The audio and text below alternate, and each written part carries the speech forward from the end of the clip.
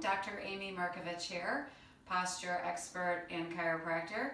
And today we're going to talk about wrist stretches for people who have carpal tunnel symptoms or carpal tunnel-like symptoms. So what we're going to do is start with a stretch of the forearm muscles. So the forearm muscles that go through the actual carpal tunnel are on this side of the forearm, but we're going to do both sides and then we'll work on some trigger points. So starting with the muscles that go through the carpal tunnel, you're going to take your hand out, palm up, and you're going to straighten your elbow, and you're going to take your palm and you're going to pull it back. So you're stretching all those muscles that go from the elbow to the wrist and go through that carpal tunnel. If you'd like, you can also grab your thumb and get that involved in the stretch too, just because a lot of people do get tight there.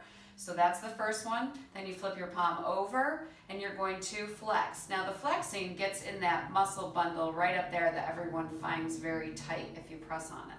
So you're stretching that side. And then we'll do the other side. So first, pull the wrist back, the fingers back, and straighten the elbow. That's what gives you more stretch. If you want, you can grab that thumb and then flip your hand over, and then you're stretching into that muscle bundle.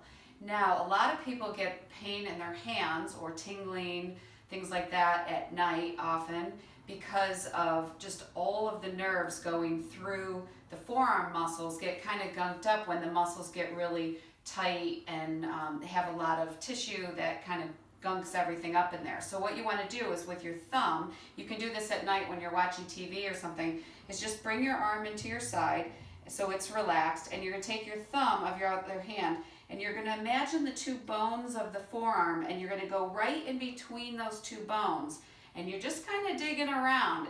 It's one of those hurts so good. It hurts when you're doing it, but it'll feel better the next day or even later. So you're just getting those muscles, you're pushing in there, kind of digging around, moving around, giving a little friction, and all the way down. And then, of course, do the other side too.